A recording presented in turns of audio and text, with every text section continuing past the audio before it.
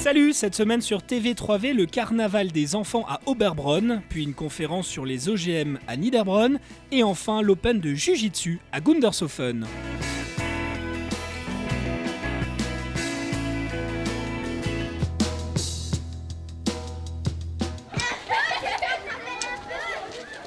Des déguisements, des confettis, et c'est parti.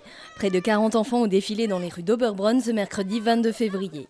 C'est à 14h30 au foyer socio-culturel que le rendez-vous est donné. Tout a commencé par un concours de déguisement. Son déroulement ? On ne sait jamais quels seront les déguisements qui seront présentés. Donc on improvise et donc on a proposé 4 catégories.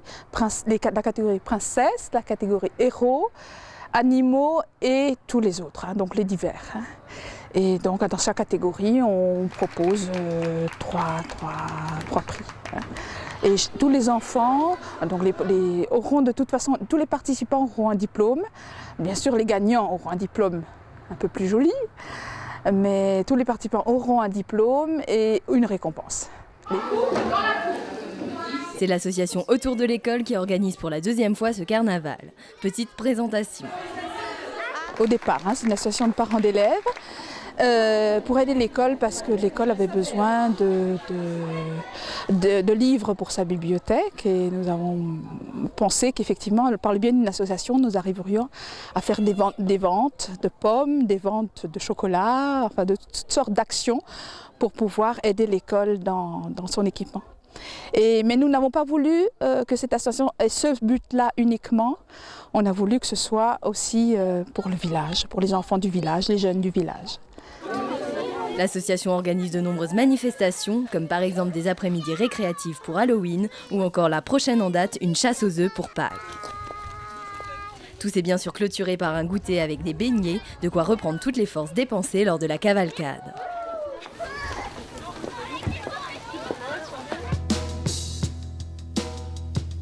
Nous avions l'année dernière une conférence intéressante sur le handicap actif. Qu'est-ce qu'un OGM ? Comment fabrique-t-on un OGM ? Les OGM sont-ils dangereux pour l'homme ou pour son environnement ?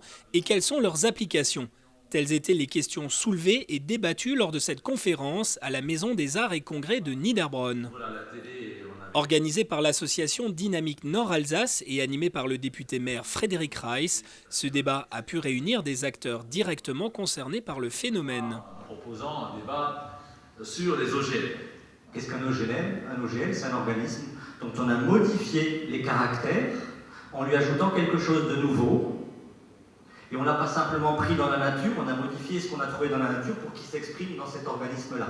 Après avoir défini ce qu'est un organisme génétiquement modifié, Jean Masson passe la parole à Jean-Paul Bastian, qui replace le débat au cœur de l'actualité européenne. Au moment où les frontières se sont ouvertes, il est évident qu'il y a nécessité de cohérence européenne, voire mondiale, mais ne compliquons pas trop les choses ce soir. Ce dernier rappelle que l'Assemblée nationale planche sur le sujet. Collègues des autres partis politiques. En matière d'OGM, la France figure parmi les tortues. Elle est la dernière à s'attaquer à la transposition de la directive européenne de 2001. L'Union européenne n'est pas non plus en avance. Elle vient d'être condamnée par l'Organisation mondiale du commerce à la suite d'une plainte des États-Unis, de l'Argentine et du Canada pour avoir imposé un moratoire sur les OGM depuis 1998. En fait, Bruxelles autorise depuis le 18 avril 2004 la culture de maïs et de colza transgéniques ainsi que l'importation de soja sous réserve d'un étiquetage précis. Or, depuis cette date, on est loin de la déferlante redoutée. D'abord parce que 80% de ces productions sont encore destinées à l'alimentation des animaux. Ensuite parce que l'ensemble de l'industrie agroalimentaire européenne se refuse à user d'OGM dans ses ingrédients. Jean-Paul Bastian rappelle le rôle de l'étiquetage et de ses limites. Il est en effet difficile de garantir une traçabilité exacte, sachant que les OGM sont de plus en plus présents. Ça augmente à peu près au rythme de 10 millions d'hectares dans le monde par an, et on a dépassé les 100 millions d'hectares de culture OGM dans le monde. Alors ce n'est pas les 100 millions, c'est peu de choses par rapport à la surface agricole, mais disons cette augmentation qui continue sans interruption. Emmanuelle Virling-Kovar s'interroge sur les effets sur l'environnement à long terme. Les OGM peuvent-ils garantir la pérennité de la biodiversité ? Les prédateurs peuvent-ils s'adapter aux OGM ? Alors à titre d'exemple, on peut trouver du riz enrichi en vitamine A. On peut trouver du manioc enrichi en teneur protéinique. Pareil pour la banane plantain, pareil pour la pomme de terre. Du riz en haute teneur en fer. Et je vois bien que le monde économique a une façon de fonctionner qui est à un moment donné obligatoirement pilotée par l'argent. Pour Thierry Schweitzer, les OGM ne sont pas absolument nécessaires. Depuis 1998, il applique le principe de précaution et n'achète pas de produits OGM pour le nourrissage de son élevage. Il désigne l'intérêt économique que suscite la production d'OGM pour les industriels qui se justifient de la manière suivante. Il n'existe pas aujourd'hui de quantité suffisante de soja conventionnel pour couvrir les besoins alimentaires des bovins. Uniquement Ce débat aura permis de soulever le fait que rien ne permet aujourd'hui de savoir si tel ou tel yaourt ne provient pas du lait d'une vache nourrie au soja transgénique. Cependant, il ne faut pas rejeter les OGM en bloc puisqu'ils peuvent faire avancer la recherche. On les utilise déjà dans la fabrication de médicaments et des chercheurs travaillent sur l'utilisation des OGM pour le traitement de certains cancers. Petits producteurs face aux grandes entreprises, grandes firmes de producteurs de semences transgéniques.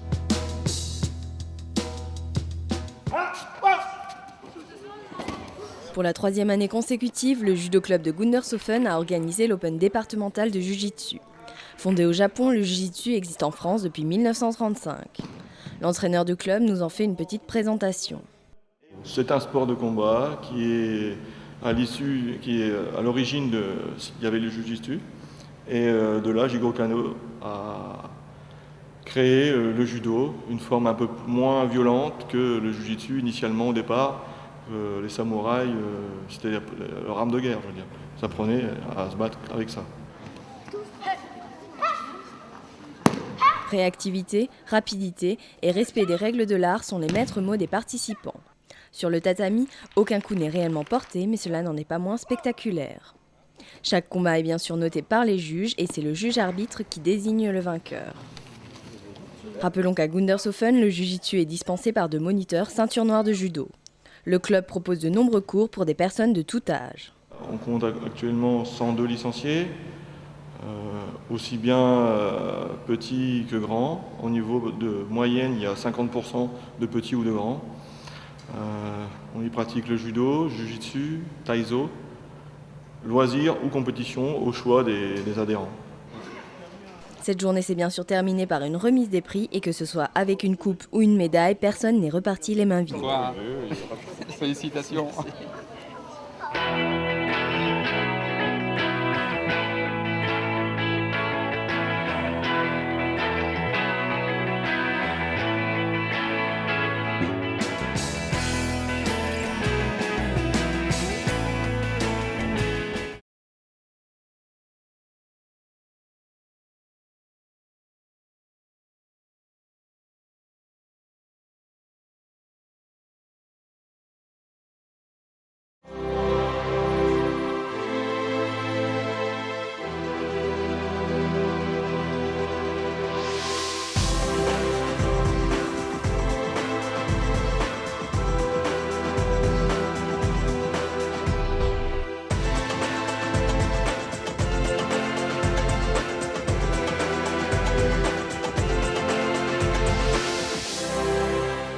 Bonjour et bienvenue dans Mac 3V. Dans un instant, nous allons rentrer dans le restaurant juste à côté pour vous apprendre une nouvelle recette. Mais tout de suite, direction Merdvillers où nous avons rencontré Michel qui a décidé de tout quitter pour réaliser son rêve, devenir traiteur. C'est parti.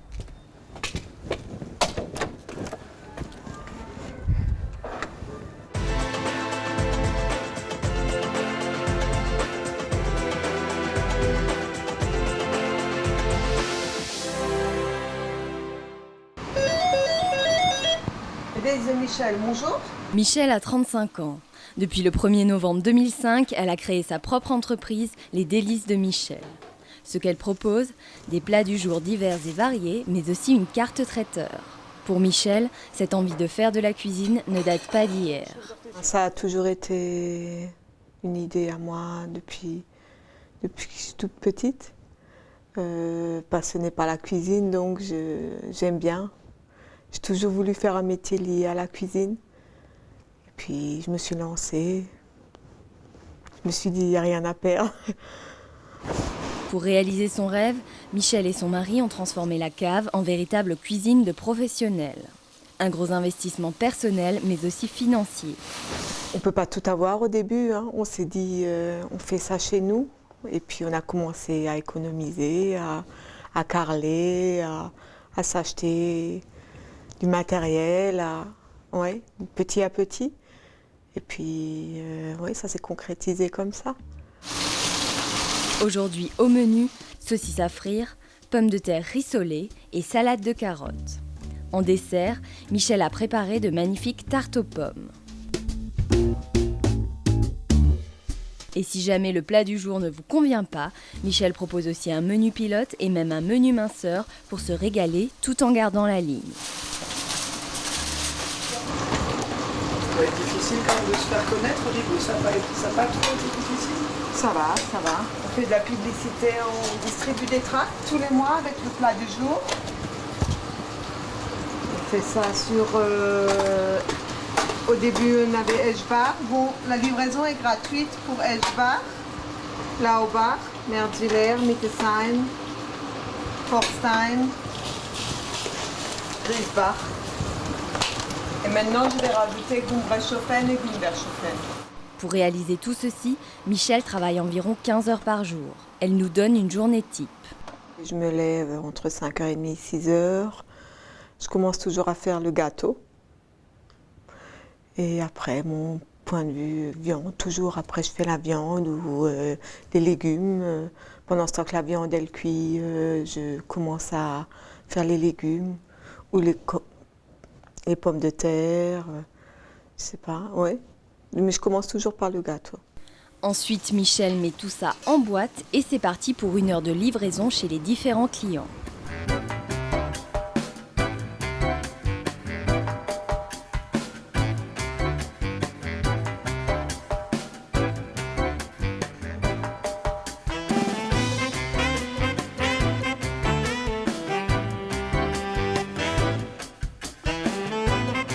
Ancienne postière, Michel croise aussi tous les jours une ancienne collègue à qui elle donne des repas.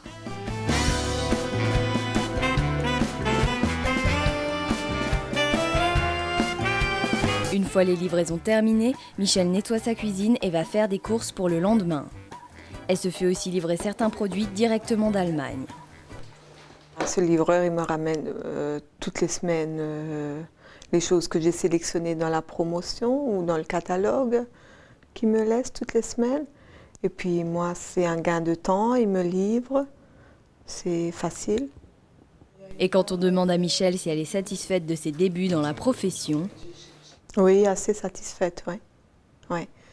Je sais pas, on commence avec 5, 10, 15, 20 personnes et puis on est contente hein, quand on commence. Oui, les gens vous font confiance. On aime bien tous les jours quand quelqu'un me dit c'était bon hier ou n'importe, ça me fait du bien. Car il est vrai, Michel a vraiment peur que les clients n'apprécient pas sa cuisine. Et tous les matins, j'espère que je vais rien rater, les gens, j'espère que ça va leur plaire, est-ce qu'ils m'aiment bien, est-ce que ce genre de choses, ouais. Tous les jours, j'ai une boule, est-ce que je vais arriver à temps, j'espère que, ouais. Tous les jours, c'est un défi. Un défi que Michel a relevé jusqu'à présent puisqu'elle prépare environ 200 repas par semaine.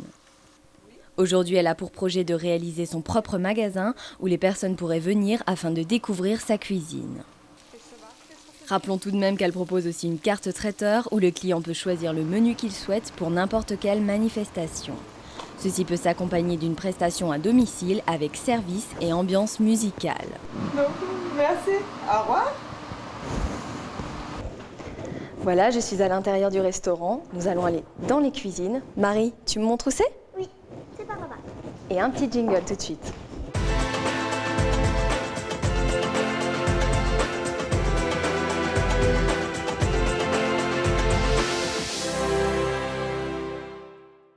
Voilà, comme promis, je suis dans la cuisine du restaurant La Vieille France et vous vous en doutez, je ne suis pas seule, je suis avec Loïc. Bonjour Loïc. Bonjour Claire. Alors, qu'est-ce que vous allez nous faire ?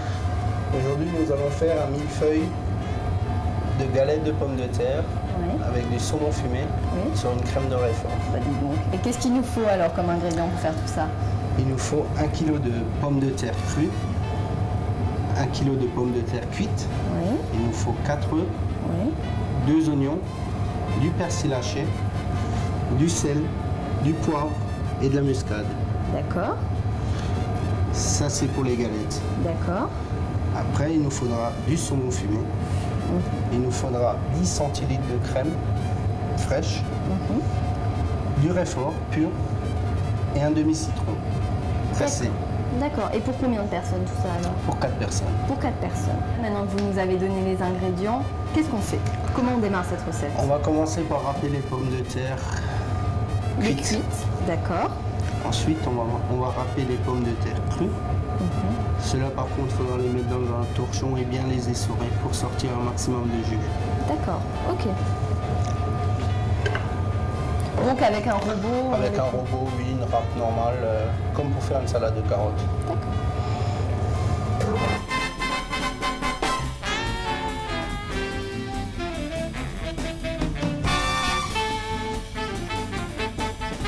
Donc maintenant, on a nos pommes de terre cuites. Nos pommes de terre cuites, nos pommes de terre crues. Maintenant, ce que nous allons faire, c'est qu'on va prendre un tambour. D'accord. On va mettre un torchon dedans. Et on va essorer nos pommes de terre. Pourquoi? Pour sortir un maximum de jus. Sinon, après la recette... Elles vont avoir du mal à tenir ensemble. D'accord.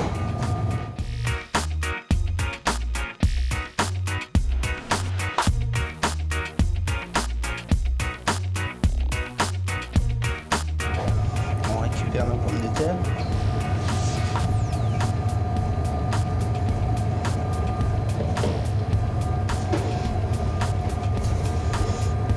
Maintenant, on va procéder au mélange. Donc on mélange les cuites et les crues? Les cuites et les crues. D'accord.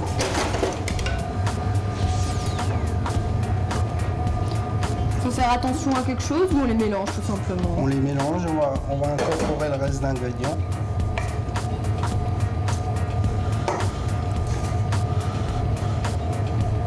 Pourquoi mélanger des pommes de terre cuites à des crues? Enfin, on peut pas... C'est pour la consistance, pour qu'elles tiennent vraiment mieux ensemble. D'accord. Donc nous allons rajouter nos œufs, nos 4 œufs. Nous allons saler, poivrer,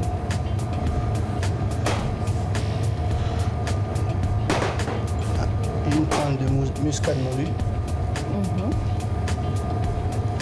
du persil haché finement. Et nous allons mélanger tout ça jusqu'à l'obtention d'une pâte assez homogène. D'accord. Vous préchauffez une poêle? On va préchauffer, on va mettre un petit peu d'huile dedans.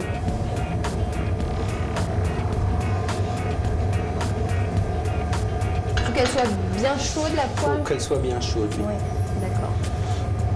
Et donc on ne fait pas au préalable des boules? Enfin, on va les faire en les mettant. D'accord, en les mettant. Donc on va faire des petites boules d'environ 80 grammes. D'accord. Elles se font assez facilement? Elles se font relativement facilement.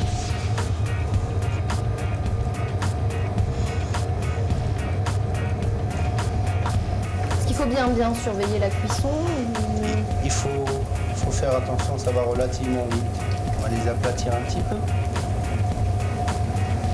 Donc là, je crois qu'après, elles vont aller au four, c'est ça? Elles vont passer au four. Donc il faut qu'elles soient comment, la poêle? Il faut qu'elles soient colorées. Colorées? Donc un peu dorées, quoi. Un peu dorées, en 2-3 minutes de chaque côté. D'accord. Il y a peut-être des petits trucs auxquels il faut faire attention en les faisant, des petits trucs de cuisinier que vous avez? Il faut mettre suffisamment d'huile. Oui. Parce qu'elles absorbent beaucoup d'huile. D'accord.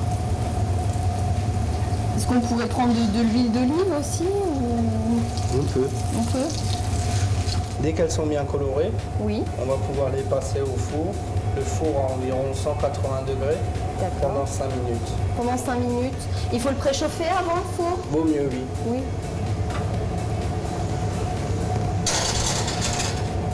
Donc, pendant que les pommes de terre, les galettes de pommes de terre cuisent, on peut faire la mousse de réfort. Donc pour ça, on va utiliser 10 centilitres de crème fraîche. Liquide. Que l'on va monter en chantilly. D'accord.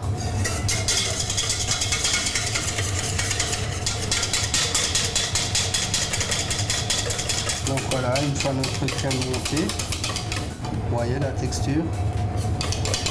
Donc une fois que la crème chantilly est terminée, on va pouvoir... On va légèrement la saler. D'accord. La poivrer. On va rajouter le jus d'un demi-citron.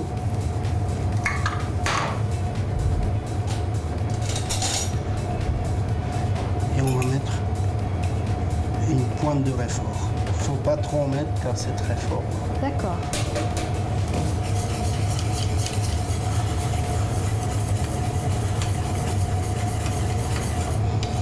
Est-ce qu'on peut imaginer rajouter du réfort peut-être petit à petit pour vraiment arriver à un goût qu'on souhaiterait, ou il faut vraiment le mettre d'un coup? Non, on peut le rajouter au fur et à mesure. D'accord. Moi je le fais en une fois. Vous avez l'œil. Voilà, notre crème de réfort est prête. D'accord. Donc ensuite, nous allons surveiller nos galettes qui doivent être cuites. Donc 5 minutes sont passées, elles doivent être peut-être bonnes.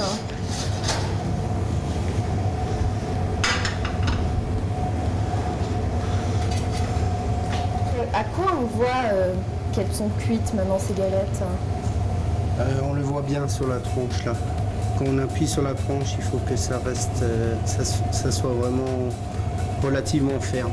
D'accord. Et bien grillé autour. Bien grillé. Nous allons pouvoir procéder au montage de l'assiette. D'accord. Donc tout se fait dans l'assiette directement. On dresse sur assiette. D'accord. Donc on va prendre une poche pour le décor.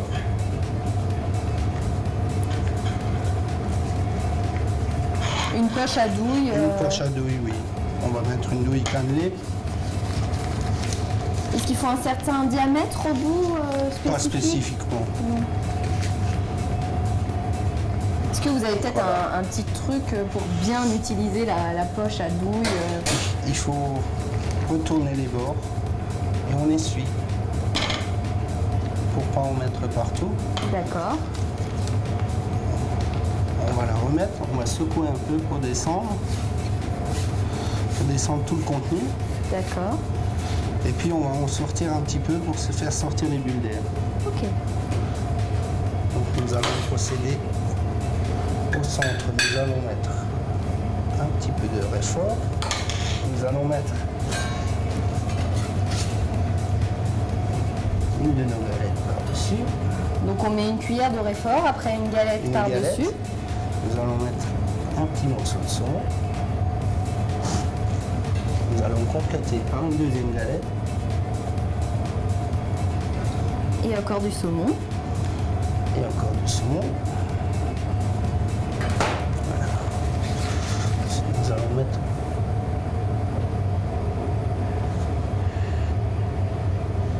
un petit peu de décoration sur l'assiette.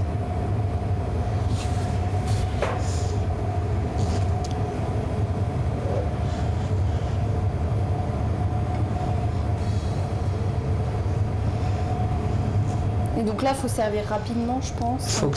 Faut le manger tiède.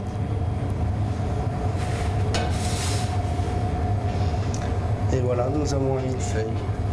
Pour réaliser cette recette, il vous faudra donc 1 kg de pommes de terre cuites, 1 kg de pommes de terre crues, 2 oignons, 4 œufs, du persil, ainsi que du sel, du poivre et de la noix de muscade moulue.